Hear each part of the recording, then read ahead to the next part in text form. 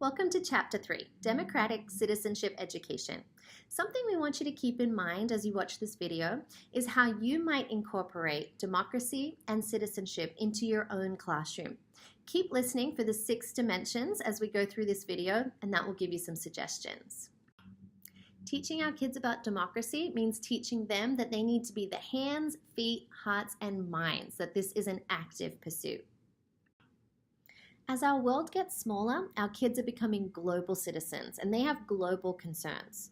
So we need to teach our kids about democracy in our classroom and through democracy in our classroom. Something to remember is that democracy is not a perpetual motion machine. It must be continually reinvented by the people within it. We need to be teaching our students that in a democracy, the people themselves are the governors. They need to solve problems, make policy, protect civil rights, and ensure the liberty of those who are expressing unpopular opinions. We expect our students to recite the Pledge of Allegiance daily, but it's not something we spend a lot of time investigating as a class. Rote recitation is a ritual, but it's not an education. I'd suggest spending some time offering a seminar for your students to discuss what the Pledge of Allegiance really is and what it means when they're saying it. We need to teach our students about civic duty, that it's their responsibility to get out and vote, but only after they've become informed about the issues, that it's important to be involved in public service and civic decision making. Another way to bring democracy into the classroom is to create a town hall with town hall meetings. You can create a constitution as a class together and also come together in these meetings to talk about any issues or concerns your students might have. The 6 dimensions of citizenship education are deliberation, voting in elections, service learning, knowledge, values, and disposition.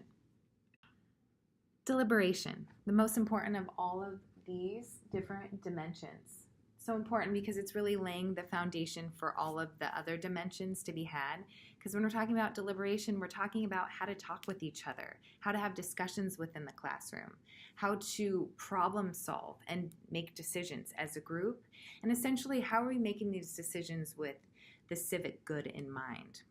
Discussion skills include explaining opinions and facts, listening, negotiating, compromising, and forgiving.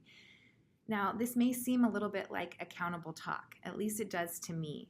So teaching explicitly how are we listening to each other and how are we sharing our thoughts is very much a part of being a great deliberator. So why teach decision making? Decision making offers many opportunities for higher order thinking. It's a skill that some students have and some do not. So as teachers, we need to help level the playing field a bit. And third, it gives an opportunity for values education, teaching about ethics and morals. So the next dimension is voting in elections.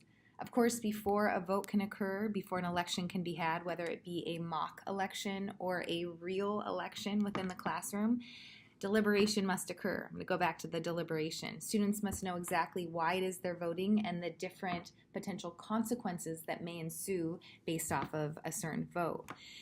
Now, bringing this into the classroom could look like voting on who has a certain role within the classroom, or it could look like what are the schools or classroom rules.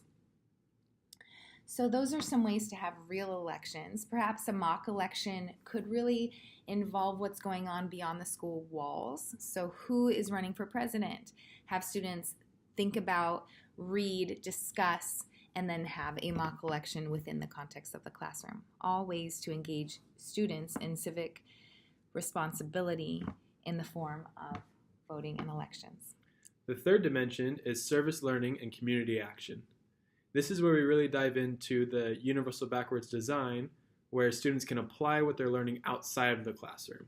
So these are things they can take action in that help uplift their community and help them have a better government. So if you look in your book, there's actually examples that follow of all the different things that students can do outside the classroom.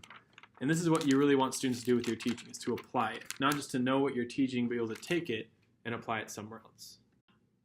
The fourth dimension is citizenship knowledge. This is actual knowing of the ideas of why you're acting. I'm not sure why it's number 4 instead of number 3, because it really is the background of why we do what we do. Whereas service learning is all about action and change the community, citizenship knowledge is the knowing of why we're doing what we're doing, what makes for a better community. These ideas that we can address in a classroom to help our students know why they should make change are things like democratic government, citizenship, ideas of common good, actions that influence public policy, rights and responsibilities of citizens, and many others. So in our teaching, we want to balance their knowledge with action. Number 5 is citizenship values. Values are what determine which ideas are important. Values are discussing the worth of behaviors, people, places, and things.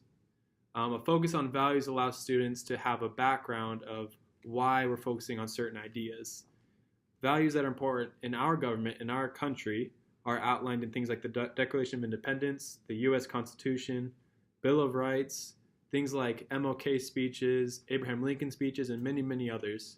Are a source where we can find what values are important to us as citizens of the United States of America. Number 6 is citizen dispositions and virtues. These are closely related to values, but this becomes more of a behavior than a belief. A value is something that you hold high, but a disposition or a virtue is something that you actually live. It's the idea of setting the example of living the value in your daily life. This naturally in classrooms makes the transition to a discussion on religion, which is a touchy subject, but also important because it's important in many people's lives. And so the way that we handle religion in the classroom is by focusing on 2 things: the idea of coexisting, right? We all coexist and hear each other's ideas and love each other anyways, and the universal principle of kindness, right? That we're going to be kind to anyone no matter what they believe.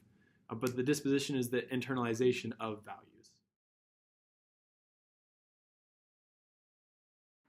Why do you think democratic citizenship education is important to teach in the classroom? Or do you not think it is important to teach? Back up your reasoning with at least 2 of the 6 dimensions discussed in the chapter.